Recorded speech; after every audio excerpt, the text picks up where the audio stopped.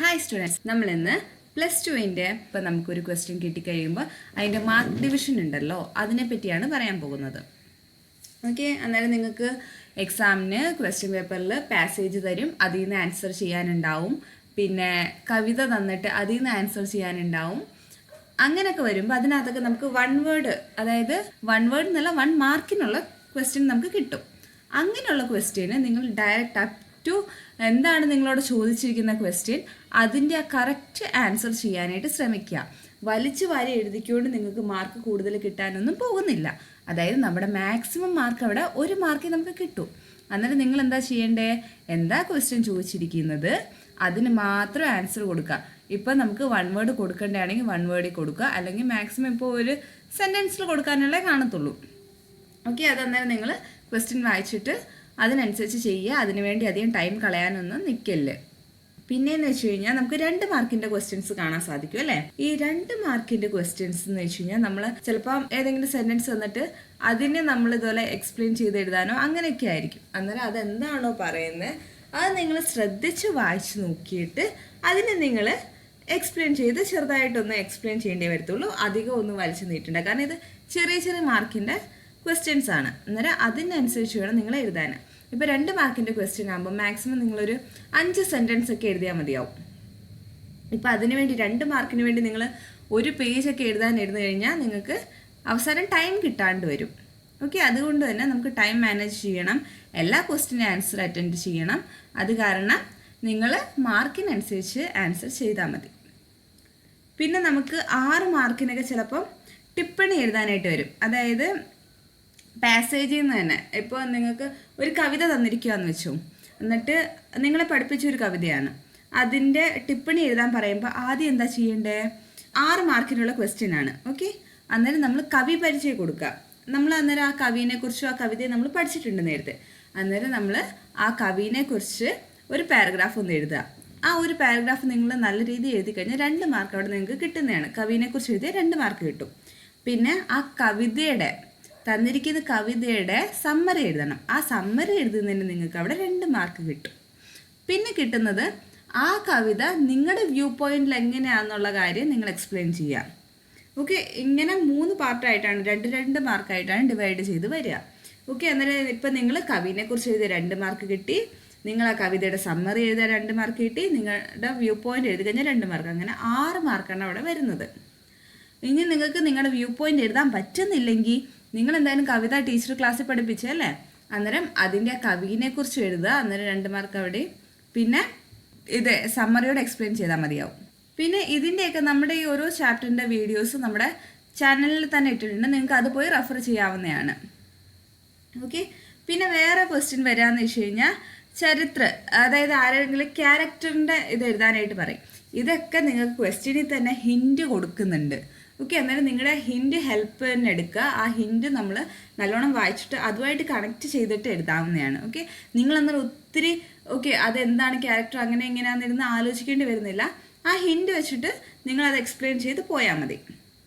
ഇപ്പോൾ ഒരാളുടെ ക്യാരക്ടർ ഇത് പറയുകയാണെങ്കിൽ ആളുടെ പേര് തന്നിരിക്കും അല്ലേ, അന്നേരം അതിലെന്തൊക്കെയാണ് ആ പോയിന്റ്സിൽ പറയുന്നത് അതിൻ്റെ ബേസിൽ നിങ്ങൾ ഒരു ടിപ്പണി തയ്യാറാക്കിയാൽ മതി. അവരുടെ വിശേഷതയും കാര്യങ്ങളൊക്കെയാണ് കൊടുക്കേണ്ടത്. പിന്നെ നിങ്ങൾക്ക് 4 മാർക്കിന് വരുന്നത് ഹൈക്കു വരാറുണ്ടല്ലേ, ആ 3 ലൈനിൽ എഴുതിയ സംഭവം. അന്നേരം അതെന്തായാലും ഹൈക്കു നിങ്ങൾക്ക് പുറത്തുനിന്നൊന്നും വരാൻ പോകുന്നില്ല.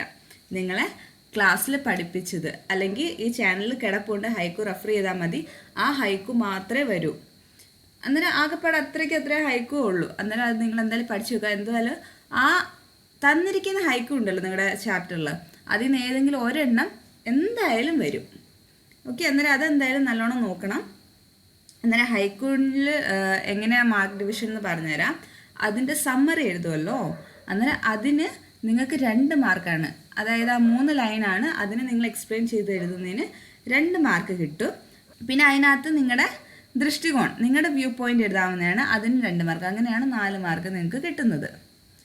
പിന്നെ പറയുന്നത് ജീവൻ വൃത്ത്, അത് ചോദിക്കാറുണ്ട്. അതെന്ന് വെച്ച് കഴിഞ്ഞാൽ നിങ്ങൾക്ക് നിങ്ങളുടെ ക്വസ്റ്റ്യൻ പേപ്പറിൽ ഒരു ബോക്സിനകത്ത് ജീവൻ വൃത്ത് എന്ന് പറഞ്ഞിട്ട് ഒരാളെക്കുറിച്ച്, ആളുടെ പേരും കാണിക്കും, ആളുടെ ജന്മം എപ്പോഴായിരുന്നു നടന്നത്, ഏത് സ്ഥലത്താണ് നടന്നത്, പിന്നെ എന്തൊക്കെ സാഹിത്യങ്ങളാണ് അദ്ദേഹം ആരായാലും ആ സാഹിത്യകാരൻ എഴുതിയിരിക്കുന്നത്, പിന്നെ അവർക്ക് കിട്ടിയ പുരസ്കാരങ്ങൾ, പിന്നെ മൃത്യു, ഈ ആ ഒരാളെക്കുറിച്ചുള്ള കംപ്ലീറ്റ് ഡീറ്റെയിൽസ് അതിൽ കാണും. അന്നേരം ആ തന്നിരിക്കുന്ന ഡീറ്റെയിൽസ് വെച്ചിട്ട് നിങ്ങളൊരു അനുച്ഛേദം എഴുതാനാണ് പറയുക. അങ്ങനെ ഒരു ക്വസ്റ്റ്യൻ വരും. അങ്ങനെ ക്വസ്റ്റ്യൻ വരുമ്പോൾ നിങ്ങൾ ആദ്യം അത് വായിച്ചിട്ട് ആരെക്കുറിച്ചാണ്, അവരെവിടെയാണ് ജനിച്ചത്, അവർക്ക് എന്തൊക്കെ പുരസ്കാരങ്ങളാണ് കിട്ടിയത്, അവരുടെ കൃതികൾ ഏതൊക്കെയാണ്, പിന്നെ എപ്പോഴാണ് മരിച്ചിട്ടുണ്ടെങ്കിൽ അങ്ങനെ. ഓക്കെ, അന്നേരം ഇതെല്ലാവരും നിങ്ങൾ നോക്കിയിട്ട് കറക്റ്റായിട്ട് ഗ്രാമർ അത് ചേർത്ത് അങ്ങ് സെൻറ്റൻസ് ആക്കി കൊടുത്തു കഴിയുമ്പോൾ അതും കാര്യങ്ങൾ എല്ലാം ശരിയാവുന്നതാണ്. ഓക്കെ, അന്നേരം അത് നിങ്ങൾ ആ ഹിൻഡ് വെച്ചിട്ട് തന്നെ നല്ല രീതിയിൽ നോക്കി മനസ്സിലാക്കി എഴുതുക. പിന്നെ വരുന്നത്, ഇപ്പോൾ ഏതെങ്കിലും ഒരു പാരഗ്രാഫിൻ്റെ അതിൻ്റെ സംക്ഷേപം എഴുതാൻ പറയും. അന്നേരം എന്താ ചെയ്യേണ്ടതെന്ന് വെച്ച് കഴിഞ്ഞാൽ ആദ്യം നിങ്ങളത് വായിച്ചിട്ട് മനസ്സിലാക്കുക എന്താണ് അതിൽ പറയുന്നത്. അത് കഴിഞ്ഞിട്ട് നിങ്ങൾക്ക് ആ ക്വസ്റ്റ്യൻ പേപ്പറിൽ തന്നെ ഹിൻറ്റ്സ് കൊടുത്തിട്ടുണ്ട് അല്ലേ. അന്നേരം ആ ഹിൻറ്റിൻ്റെ ബേസിൽ നിങ്ങൾ എഴുതാൻ തുടങ്ങുക. അതായത് ഇന്ന കാര്യങ്ങളാണ്, അതെല്ലാം മൈൻഡിൽ വെച്ചിട്ട് ചെയ്യുക. പിന്നെ അതിൻ്റെ ഭാഷാശൈലി നോക്കും. അന്നേരം ഈ എല്ലാ കാര്യങ്ങളും 2 മാർക്കാണ് ഡിവൈഡ് ചെയ്ത് കൊടുത്തിരിക്കുന്നത്. നിങ്ങളുടെ ഭാഷാശൈലി നല്ലതാണെങ്കിൽ 2 മാർക്ക് കിട്ടും. ആ തന്നിരിക്കുന്ന മെയിൻ പോയിന്റ്സ് ഉണ്ടല്ലോ, അതിനെ ബേസ് ചെയ്താൽ നിങ്ങൾ എഴുതുന്നെങ്കിൽ അതിന് 2 മാർക്ക് കിട്ടും. അത് എഴുതേണ്ട രീതിയിൽ കറക്റ്റ് ആ ഒരു ഫോർമാറ്റിലാണ് വരുന്നെങ്കിൽ, അതായത് ആ പാരഗ്രാഫ് അതുപോലെ തന്നെ കറക്റ്റ് രീതിയിലാണ് നിങ്ങൾ ഇത് എഴുതുന്നെങ്കിൽ അതിന് 2 മാർക്ക്. അങ്ങനെ 6 മാർക്കാണ് നിങ്ങൾക്ക് കിട്ടുന്നത്. പിന്നെ വരുന്ന പോസ്റ്റർ എന്നൊക്കെ പറയുന്നത് നമുക്ക് മാർക്ക് സ്കോർ ചെയ്യാൻ പറ്റുന്ന ഒരു ഏരിയ ആണ്. കാരണം അതെന്ന് വെച്ച് കഴിഞ്ഞാൽ നമ്മൾ വലുതായിട്ട് പ്രത്യേകിച്ച് പഠിക്കാനൊന്നുമില്ല അല്ലേ. നമുക്ക് എല്ലാവർക്കും അറിയാവുന്ന കാര്യം പോസ്റ്റർ ഏറ്റവും പെട്ടെന്ന് ഏറ്റവും സമയം കുറഞ്ഞിട്ട് വലിയ മാർക്ക് കിട്ടുന്ന സംഭവങ്ങളാണ് ഈ പോസ്റ്റർ, അഡ്വർടൈസ്മെൻ്റ് ഒക്കെ, വിജ്ഞാപനമൊക്കെ. അന്നേരം ഇതൊക്കെ നമ്മൾ കറക്റ്റ് ഫോർമാറ്റ് ഫോളോ ചെയ്യുക. നമുക്ക് തന്നിരിക്കുന്ന ടോപ്പിക് എന്താണെന്നാണ് ആദ്യം നമ്മൾ ശ്രദ്ധിക്കേണ്ടത്. ഓക്കെ, പോസ്റ്ററിന് വേണ്ടി നമ്മൾ എന്ത് ചെയ്യണം, നമ്മൾ ബോക്സ് വരയ്ക്കണം. എന്നിട്ട് എന്താണ് ടോപ്പിക് എന്ന് നമ്മൾ ശ്രദ്ധിക്കുക. ആ ടോപ്പിക്കിൻ്റെ ബേസിലാണ് നമ്മൾ എഴുതുന്നതെങ്കിൽ നമുക്ക് 2 മാർക്ക് അവിടെ കിട്ടുന്നതാണ്. പോസ്റ്ററിൻ്റെ ആ ശൈലി എങ്ങനെയാണ് പോസ്റ്റർ വേണ്ടത് ആ രീതിയിലാണ് നിങ്ങൾ എഴുതുന്നതെങ്കിൽ അവിടെ നിങ്ങൾക്ക് വീണ്ടും 2 മാർക്ക് കിട്ടും. പോസ്റ്റർ നിങ്ങൾ ആകർഷക, അതായത് ഭയങ്കര അട്രാക്റ്റീവായിട്ടാണ് ഉണ്ടാക്കിയിരിക്കുന്നതെങ്കിൽ അങ്ങനെ 2 മാർക്ക് കിട്ടും. ഓക്കെ, ഇങ്ങനെയാണ് പോസ്റ്ററിൻ്റെ മാർക്ക് ഡിവിഷൻ വരുന്നത്. അന്നേരം നിങ്ങളിതെല്ലാം ശ്രദ്ധിക്കുക. ഇവിടെ വീണ്ടും പോസ്റ്റർ നമുക്ക് 6 മാർക്കിലാണ് വരിക. ഓക്കെ, അന്നേരം അത് നിങ്ങൾക്ക് നല്ല രീതിയിൽ സ്കോർ ചെയ്യാൻ പറ്റുന്നതാണ്. അധികം ടൈമിൻ്റെ ഒന്നും ആവശ്യമില്ല. പിന്നെ വരുന്നത് ഏതെങ്കിലും ഒരു പദ് തരും. വേറൊരു ക്വസ്റ്റ്യനിൽ നമുക്ക് ഏതെങ്കിലും ഒരു പദ് തരും. പദ് തന്നിട്ട് അതിൻ്റെ ഭാവാർത്ഥം എഴുതാനായിട്ട് പറയും. ഇപ്പോൾ പദ്യൻ്റെ ഭാവാർത്ഥം എങ്ങനെ എഴുതുക, നമ്മൾ ആ പദ് വായിച്ച് നോക്കുക. ഓക്കെ, നല്ല രീതിയിൽ വായിച്ച് നോക്കുക. വായിച്ച് നോക്കിയിട്ട് അതിൻ്റെ സമ്മറി അത് നമ്മൾ അതിൽ കൊടുക്കണം. പിന്നെ ഭാവാർത്ഥം എഴുതാൻ നേരം അതിലെ ഭാഷാ ശൈലി എങ്ങനെയാണ് നമ്മൾ ചെയ്തിരിക്കുന്നത്, നമ്മുടെ ആ എഴുതിയിരിക്കുന്ന ഗ്രാമർ, നമ്മൾ അത് എങ്ങനെയാണ് കറക്റ്റായിട്ട് പ്രയോഗിച്ചിട്ടുണ്ടോ ആ സെൻറ്റൻസൊക്കെ, അതൊക്കെ നോക്കിയിട്ടാണ് അവർ മാർക്കിടുക. ഓക്കെ, ഇതൊക്കെയാണ് നമ്മളതിൽ ശ്രദ്ധിക്കേണ്ട കാര്യങ്ങൾ. അതായത് ആ തന്നിരിക്കുന്ന പദ്യൻ്റെ സമ്മറി എഴുതണം, ആ യൂസ് ചെയ്തിരിക്കുന്ന ലാംഗ്വേജ്, അതിൻ്റെ ഗ്രാമർ, വേർഡ്സ് എല്ലാം കറക്റ്റാക്കി എഴുതി കഴിഞ്ഞ് കഴിഞ്ഞാൽ അത് നിങ്ങൾക്ക് മാർക്ക് കിട്ടും. പിന്നെ വരുന്ന ഒരു ക്വസ്റ്റ്യൻ എന്ന് വെച്ച് കഴിഞ്ഞാൽ ട്രാൻസ്ലേഷനാണ് അല്ലേ. അതായത് നമുക്ക് ഇംഗ്ലീഷിൽ ഏതെങ്കിലും ഒരു പാരഗ്രാഫോ, ചെറുതോ വലുതൊന്നും തരൂല, ചെറുതായിരിക്കും തരാം. ഓക്കെ, അന്നേരം ആ ഇംഗ്ലീഷിൽ തന്നിരിക്കുന്നതിന് നമ്മൾ അതിനെ എന്ത് ചെയ്യണം, നമുക്ക് അതിനെ ഹിന്ദിയിലേക്കാണ് ട്രാൻസ്ലേറ്റ് ചെയ്യേണ്ടത്. പിന്നെ ചില വാക്കുകളുടെ മീനിങ് നമുക്ക് ഇംഗ്ലീഷ് വേർഡിൻ്റെ മീനിങ് ഹിന്ദിയിൽ അവിടെ അവർ ബ്രാക്കറ്റിൽ തരും. അന്നേരം അതും നമുക്ക് യൂസ് ചെയ്യാവുന്നതാണ്, നമുക്കൊരു ഹെൽപ്ഫുള്ളാണത്. ഓക്കെ, അന്നേരം നിങ്ങൾ എന്ത് ചെയ്യുക, ഇംഗ്ലീഷിൻ്റെ അതിനെ നമ്മൾ എന്താണോ അവർ പറയുന്നത് അതിൻ്റെ ആശയം നമ്മൾ മനസ്സിലാക്കണം. ഓക്കെ, അങ്ങനെ ആശയം മനസ്സിലാക്കി നമ്മൾ ചെയ്യുകയാണെങ്കിൽ അവിടെ 2 മാർക്ക് കിട്ടുന്നതാണ്. നമ്മുടെ ഹിന്ദിയിലേക്കാണ് ട്രാൻസ്ലേറ്റ് ചെയ്യേണ്ടത് അല്ലേ. അന്നേരം ആ ട്രാൻസ്ലേറ്റ് ചെയ്യുന്നതിന് അവിടെ 2 മാർക്ക് കിട്ടും. പിന്നെ അനുവാദ് മീൻസ് ട്രാൻസ്ലേഷൻ, അതിൻ്റെ ശൈലി നോക്കും, എല്ലാം കറക്റ്റായിട്ടാണോ ചെയ്തത്. ഓക്കെ, അന്നേരം അങ്ങനെ ചെയ്യുന്നതിനും 2 മാർക്ക്. അങ്ങനെയാണ് ഇതിൽ 6 മാർക്ക് നമുക്ക് കിട്ടുന്നത്. പിന്നെ പറയുന്നത് നമ്മുടെ ലെറ്റർ റൈറ്റിംഗ് ഉണ്ട് അല്ലേ. അന്നേരം അതിലെന്താ ചെയ്യുക, ലെറ്റർ റൈറ്റിങ്ങിന് ഒരു ഫോർമാറ്റ് ഉണ്ട്, രൂപരേഖയുണ്ട്, അത് നമ്മൾ ഫോളോ ചെയ്യുക. ഇപ്പോൾ ഒരു ലെറ്റർ നമുക്ക് കാണുമ്പോൾ തന്നെ അതിൻ്റെ ആ ഫോർമാറ്റ് കാണുമ്പോൾ തന്നെ നമുക്ക് ഏകദേശം ഓക്കെ ഇത് നല്ല രീതിയുണ്ട്. അന്നേരം അവിടെ എന്ത് ചെയ്യും, 2 മാർക്ക് അവിടെ നിങ്ങൾക്ക് കിട്ടും. ഫോർമാറ്റ് നിങ്ങൾ നല്ലോണം ഫോളോ ചെയ്യുക. നിങ്ങൾ അകത്ത് കോണ്ടന്റ് എഴുതിയിട്ടില്ലെങ്കിലും നിങ്ങൾക്ക് ഒന്നും എഴുതാൻ അറിയത്തില്ലെന്ന് വിചാരിച്ചോ, പക്ഷെ നിങ്ങൾക്ക് അവിടെ മാർക്ക് പോവാതിരിക്കാനായിട്ട് നിങ്ങൾ ആ ഫോർമാറ്റ് ജസ്റ്റ് ഒന്ന് എഴുതിയിട്ട് കഴിഞ്ഞാൽ നിങ്ങൾക്ക് അവിടെ 2 മാർക്ക് കിട്ടും. ഒന്നും കിട്ടാതിരിക്കുന്നതായിട്ട് ബെറ്റർ അല്ലേ 2 മാർക്ക് കിട്ടുന്നത്. അതുകൊണ്ട് നിങ്ങൾ ആ ഫോർമാറ്റ് എഴുതാൻ ശ്രദ്ധിക്കുക. ഇനി നിങ്ങൾ എന്തായാലും മാക്സിമം ട്രൈ ചെയ്യുക ലെറ്റർ എഴുതാൻ. ഓക്കെ, എങ്ങനെയെങ്കിലുമൊക്കെ നിങ്ങൾ എഴുതി പിടിപ്പിച്ചു, കാരണം ഫോർമാറ്റിന് നിങ്ങൾക്ക് മാർക്ക് കിട്ടുന്നതാണ്. പിന്നെ നിങ്ങളുടെ ഭാഷാശൈലി അവർ നോക്കും. പിന്നെ അതിനകത്തുള്ള ആ വിഷയവസ്തു ഉണ്ടല്ലോ, എന്താണെന്ന് നിങ്ങൾക്ക് സബ്ജക്റ്റ് തന്നിരിക്കുന്നത് അതിനെ നിങ്ങൾ എഴുതുന്ന രീതി അവർ ശ്രദ്ധിക്കും. ഇത് ഇത്രയും ബേസിലാണ് നിങ്ങൾക്ക് 10 മാർക്ക് വീഴുക. എന്തായാലും ഇതൊക്കെ എഴുതാൻ ശ്രമിക്കണം, കാരണം നല്ലോണം മാർക്ക് സ്കോർ ചെയ്യാൻ പറ്റിയ ഏരിയകളാണ് പത്രലേഖൻ, വിജ്ഞാപൻ, പോസ്റ്റർ, ഇതൊക്കെ. പിന്നെ വരുന്നതാണ് കോൺവെർസേഷൻ, അടുത്ത ബാത്ചീത്ത് അല്ലെങ്കിൽ വാർത്താലാപ്. അത് നമുക്കറിയാം അല്ലേ, 2 ക്യാരക്ടേഴ്സോ അല്ലെങ്കിൽ 3 പേരോ 2-3 പേരോ ആയിട്ട് അങ്ങോട്ടും ഇങ്ങോട്ടും സംസാരിക്കും. മാക്സിമം 2 പേരുടെ ഒരു കോൺവെർസേഷൻ ആയിരിക്കും. അത് നിങ്ങൾക്ക് പഠിച്ച ഇതിൽ ബേസ് ചെയ്തിട്ടായിരിക്കും തരിക. ആ ഒരു ഇത് വെച്ചിട്ട് നിങ്ങൾ എന്ത് ചെയ്യണം, അങ്ങോട്ടും ഇങ്ങോട്ടും ഒരാൾ ക്വസ്റ്റ്യൻ ചോദിക്കുന്നു, മറ്റേ ആൾ ആൻസർ പറയുന്നു, അങ്ങനെ അങ്ങോട്ടും ഇങ്ങോട്ടും അവരുടെ ഒരു സംസാരം ഉണ്ടല്ലോ, ആ ബാത്ചീത്ത്, അത് നല്ല രീതിയിൽ ചെയ്യാനായിട്ട് ശ്രമിക്കുക. ക്വസ്റ്റ്യൻ ചോദിക്കുന്ന ആ ശൈലിക്ക് 2 മാർക്ക് കിട്ടും. അവർ തിരിച്ച് ഉത്തരം പറയുന്നതിന് 2 മാർക്ക് കിട്ടും. പിന്നെ നിങ്ങൾ അത് എങ്ങനെയാണോ അത് പ്രസ്തുതി ചെയ്തിരിക്കുന്നത്, അതിൻ്റെ കാര്യങ്ങളൊക്കെ എങ്ങനെയാണ് നിങ്ങൾ ചെയ്തിരിക്കുന്നത്, അതെല്ലാം കറക്റ്റ് ആണെങ്കിൽ അതിന് 2 മാർക്ക് കിട്ടും. അങ്ങനെ നമുക്ക് എത്ര മാർക്ക് കിട്ടുന്നുണ്ട് അവിടെ? 6 മാർക്ക് കിട്ടുന്നുണ്ട് കോൺവെർസേഷൻ, ബാത്ചീത്ത് അല്ലെങ്കിൽ ഈ വാർത്താലാപ് എന്ന് പറയുന്ന സംഭവത്തിന്. ഓക്കെ, അന്നേരം അതൊക്കെ നിങ്ങളൊന്ന് ശ്രദ്ധിക്കണം. പിന്നെ പാരിഭാഷിക് ശബ്ദാവലി, നിങ്ങളുടെ ടെക്സ്റ്റുള്ളത് മാത്രം പഠിച്ചാൽ മതി, പുറത്തുനിന്ന് ഒന്നും ചോദിക്കുന്നതല്ല. ഓക്കെ, അന്നേരം നിങ്ങൾ അത് പഠിച്ചു കഴിഞ്ഞാൽ 8 മാർക്കാണ് നിങ്ങൾക്ക് അവിടെ കിട്ടുന്നത്. ആ പാരിഭാഷിക് ശബ്ദാവലി എന്ന് പറയുന്ന ഒരു പേജ് ഉണ്ട്. ആ ഒറ്റ പേപ്പർ നിങ്ങൾ നല്ലോണം കുറേ പ്രാവശ്യം വായിച്ചു നോക്കുക. അതിങ്ങനെ നമ്മൾ അത്യാവശ്യം കുറച്ച് പ്രാവശ്യം ഇങ്ങനെ വായിച്ച് നല്ലോണം മനസ്സിരുത്തി വായിച്ചു കഴിയുമ്പോൾ നമ്മുടെ മനസ്സിലത് പതിയും. പിന്നെ ഇതിനകത്ത് നമ്മൾ ക്വസ്റ്റ്യൻ പേപ്പറിൽ ഇംഗ്ലീഷിലും ഹിന്ദിയിലും തരുന്നുണ്ട് അല്ലേ, അതിനെ കാണുമ്പോൾ തന്നെ നമുക്ക് പെട്ടെന്ന് കണക്ട് ചെയ്തിട്ട് എഴുതാൻ പറ്റുന്നതാണ്. അതും വലിയ സമയമൊന്നും എടുക്കത്തില്ല, നിങ്ങൾക്ക് പെട്ടെന്നാണ് 8 മാർക്ക് കിട്ടുക. അതൊന്ന് നല്ലോണം പഠിച്ചുകൊണ്ട് പോവുക.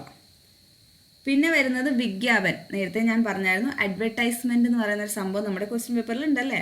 അന്നേരം ഇതിനു വേണ്ടി നിങ്ങളുടെ ക്വസ്റ്റ്യൻ പേപ്പറിൽ കുറേ പോയിന്റ്സ് തന്നിട്ടുണ്ട്, എന്തൊക്കെ പോയിന്റ്സിനെ ബേസ് ചെയ്തിട്ടാണ് നമ്മൾ അഡ്വർടൈസ്മെന്റ് ഉണ്ടാക്കേണ്ടത്. അന്നേരം കറക്റ്റായിട്ട് നമ്മൾ അതിനെ സെൻറ്റൻസിൽ യൂസ് ചെയ്യണം. എന്തൊക്കെയാണെന്നുള്ള കാര്യം കറക്റ്റ് സെൻറ്റൻസ് വേണം നമ്മൾ യൂസ് ചെയ്യാൻ. പിന്നെ വിജ്ഞാപന ഒരു ശൈലി ഉണ്ടല്ലേ, അത് നമ്മൾ ഫോളോ ചെയ്യണം. വിജ്ഞാപൻ ഇത് ആകർഷകമാക്കണം, ആൾക്കാരെ കൂടുതൽ അതിലേക്ക് അട്രാക്റ്റ് ചെയ്ത രീതിയിൽ വേണം നമ്മൾ വിജ്ഞാപൻ തയ്യാറാക്കാൻ. വിജ്ഞാപൻ ഉണ്ടാക്കുമ്പോഴും നമ്മൾ ശ്രദ്ധിക്കേണ്ട കാര്യമാണ്, ബോക്സ് വേണം. ഇതെല്ലാം ഈ ചാനലിൽ തന്നെ കിടപ്പുണ്ട്, നിങ്ങൾക്ക് പോയി നോക്കാം. ഓക്കെ, അന്നേരം ഈ കാര്യങ്ങളൊക്കെയാണ് നിങ്ങൾ ശ്രദ്ധിക്കേണ്ടത്. ബോക്സ് വരച്ച് അതിനകത്ത് നമ്മൾ കുറച്ച് കളർഫുള്ളോ അല്ലെങ്കിൽ പെൻസിലും വെച്ച് ഷെയ്ഡോ അങ്ങനെയൊക്കെ ചെയ്ത് നമുക്ക് തരുന്ന എന്താണ് ടോപ്പിക്ക് തരുന്നത് അതിൻ്റെ ബേസിൽ തന്നെ ചെയ്യണം. ഇപ്പോൾ അഡ്വർടൈസ്മെൻറ്റ് നിങ്ങൾക്ക് ഒരു സൈക്കിളിനെ കുറിച്ചാണ് ചെയ്യേണ്ടത്, അതിന് പകരം നിങ്ങൾ സ്കൂൾ ബാഗോ അങ്ങനെയൊക്കെ ചെയ്ത് കഴിഞ്ഞാൽ അവിടെ മാർക്ക് കിട്ടത്തില്ല അല്ലേ. അന്നേരം എന്താണോ നമുക്ക് തരുന്ന വിഷയം അതിനെ തന്നെ ബേസ് ചെയ്തിട്ട് ചെയ്യുക. നിങ്ങളെ കൊണ്ട് പറ്റും.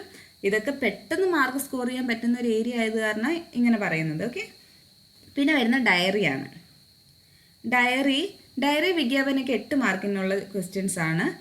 ഓക്കെ, അന്നേരം ഈ ഡയറി എന്ന് പറയുന്നത് നമുക്കറിയാം, നമ്മൾ ഒരു ദിവസത്തിൻ്റെ അവസാനം എഴുതുന്നൊരു സംഭവം ഡയറി അല്ലേ. അന്നേരം അതെന്താ ചെയ്യുക, അതിനകത്ത് അനുഭവങ്ങളാണ് എഴുതുന്നത്. ഇപ്പം ഞാൻ ഇന്ന് ഡയറി എഴുതുവാണെങ്കിൽ ഇന്ന് പകൽ നടന്ന കാര്യങ്ങളെല്ലാം കൂട്ടിച്ചേർത്തിട്ട് രാത്രി ഇരുന്നിട്ട് അതെല്ലാം ഇങ്ങനെ ഞാൻ ഓർത്തെടുത്ത് അതിൻ്റെ ഓർഡറിലായിരിക്കും ഞാൻ എഴുതുക അല്ലേ. അതായത് നിങ്ങൾ ഡയറി എഴുതുമ്പോൾ അതിൻ്റെ ഒരു ഓർഡറിൽ വേണം എഴുതേണ്ടത്. ഇപ്പം നമുക്ക് ഏതെങ്കിലും ഒരു ചാപ്റ്ററിൻ്റെ ബേസ് ചെയ്തിട്ടാകുമ്പം അന്ന് നടന്ന കാര്യങ്ങളൊക്കെ നമ്മൾ വായിച്ചതൊക്കെ നമുക്ക് ഓർമ്മ കാണുമല്ലോ, അത് കറക്റ്റ് ഓർഡറിൽ വേണം എഴുതാൻ. അങ്ങനെ ഓർഡറിൽ എഴുതുന്നതിന് 2 മാർക്ക് കിട്ടും. പിന്നെ അനുഭവം അതിനകത്ത് വ്യക്തമാക്കുമല്ലോ, അതിന് 2 മാർക്ക് കിട്ടും. ഇമോഷൻസ് അതിനകത്ത് വ്യക്തമാക്കുന്നതിന് 2 മാർക്ക് കിട്ടും. പിന്നെ അതിൻ്റെ ഭാഷ അത് കറക്റ്റ് ആണെങ്കിൽ 2 മാർക്ക് കിട്ടും. ഇങ്ങനെയാണ് ഇതിനകത്ത് 8 മാർക്ക് വരുന്നത്. ഓക്കെ, അന്നേരം ഈ കാര്യങ്ങളൊക്കെയാണ് നിങ്ങൾ ശ്രദ്ധിക്കേണ്ടത്. എന്തായാലും കൺഫേം ആയിട്ട് നിങ്ങൾക്ക് ഈ ഒരു ഇതിൽ എക്സാമിന് വരുന്നതാണ്. പാരിഭാഷിക് ശബ്ദാവലി 8 മാർക്ക് നിങ്ങൾക്ക് കിട്ടും. എന്തായാലും ആ പേപ്പർ നോക്കണം കേട്ടോ. നിങ്ങളുടെ ടെക്സ്റ്റ് ബുക്കിലുണ്ട്, അത് നല്ലോണം ഒന്ന് ഇരുത്തി വായിച്ചു കഴിഞ്ഞ് കഴിഞ്ഞാൽ നിങ്ങളുടെ മനസ്സിലത് പെട്ടെന്ന് തന്നെ പതിക്കും. നിങ്ങൾക്ക് എക്സാമിന് അത് 2 സൈഡിലൂടെ ഇംഗ്ലീഷിലും ഹിന്ദിയിലുള്ള വേർഡ് കാണുമ്പോൾ തന്നെ നിങ്ങൾക്ക് മനസ്സിലാക്കാൻ പറ്റും. പിന്നെ നമ്മുടെ പോസ്റ്ററിൻ്റെയും അഡ്വർടൈസ്മെൻറ്റിൻ്റെയും ഒക്കെ ഫോർമാറ്റ് നോക്കുക, എങ്ങനെ എഴുതേണ്ടത്. പിന്നെ കുറച്ച് വേർഡ്സ് നിങ്ങൾ ഇതാക്കി വെക്കുക, അതായത് ഇങ്ങനെ എഴുതി കഴിഞ്ഞാൽ അട്രാക്റ്റീവ് ആവും. പിന്നെ നിങ്ങൾക്ക് ഈ ക്വസ്റ്റ്യൻ പേപ്പറിൽ തന്നെ ഇത് ഹിൻസ് ഒക്കെ ഉണ്ട്, അതുകൊണ്ട് പേടിക്കണ്ട. ഇപ്പം നിങ്ങൾക്ക് പെട്ടെന്ന് ഒരു ഇത് കിട്ടിയില്ലെങ്കിൽ അതൊക്കെ വെച്ചിട്ട് എല്ലായിടും ഒന്ന് സെറ്റ് ചെയ്തെടുക്കാവുന്നേ ഉള്ളൂ. പിന്നെ ഡയറിയുടെ ഫോർമാറ്റ് നോക്കണം, ലെറ്ററിൻ്റെ ഫോർമാറ്റ് നോക്കണം. പിന്നെ എന്താണെന്ന് വെച്ച് കഴിഞ്ഞാൽ ഹൈക്കു ചോദിക്കും. അന്നേരം ഹൈക്കു കുറച്ചേ ഉള്ളൂ, അതെന്തായാലും ഫുള്ളായിട്ട് പഠിച്ചു വെച്ചോ. കാരണം അത് ഏതെങ്കിലും ഒരെണ്ണം എന്തായാലും നിങ്ങളോട് ചോദിക്കാതിരിക്കത്തില്ല. ഇതൊക്കെ എന്തായാലും വരുന്ന ക്വസ്റ്റ്യൻസ് ആണ്. പിന്നത് ട്രാൻസ്ലേഷനാണ്, ഇംഗ്ലീഷിൽ നിന്ന് ഹിന്ദിയിലേക്കാക്കാൻ. ഓക്കെ, പിന്നെ ഇത് ഓർത്ത് വെക്കണം, 1 മാർക്കിനുള്ള ക്വസ്റ്റ്യൻ നിങ്ങൾ ഒത്തിരി വലിച്ചു നീട്ടി എഴുതല്. നമുക്ക് എത്ര മാർക്കിനാണോ അതിനനുസരിച്ച് ചെയ്യാവൂ. പിന്നെ ഇപ്പം നമ്മൾ ലെറ്ററൊക്കെ എഴുതാൻ നേരം ഫ്രഷ് ആയിട്ടുള്ളൊരു പേജിൽ എഴുതാൻ ശ്രമിക്കണം. കാരണം ആ ഒരു പേപ്പറിൽ എഴുതി കഴിയുമ്പോൾ കാണാൻ നല്ലൊരു വൃത്തിയാണ്, അന്നേരം നിങ്ങൾക്ക് അവിടെ മാർക്ക് വീഴും. പോസ്റ്റർ ആയാലും ഇതൊക്കെ നമുക്ക് ഒരു പേജിൽ അത്യാവശ്യം നല്ല വലുപ്പത്തിൽ ചെയ്യുവാണെങ്കിൽ അവിടെ കൂടുതൽ അട്രാക്റ്റീവ് ആയിരിക്കും, നല്ല മാർക്ക് വീഴാനുള്ള ചാൻസസ് ഉണ്ട്. ഓക്കെ, അന്നേരം ഈ കാര്യങ്ങളൊക്കെയാണ് നിങ്ങൾ ശ്രദ്ധിക്കേണ്ടത്.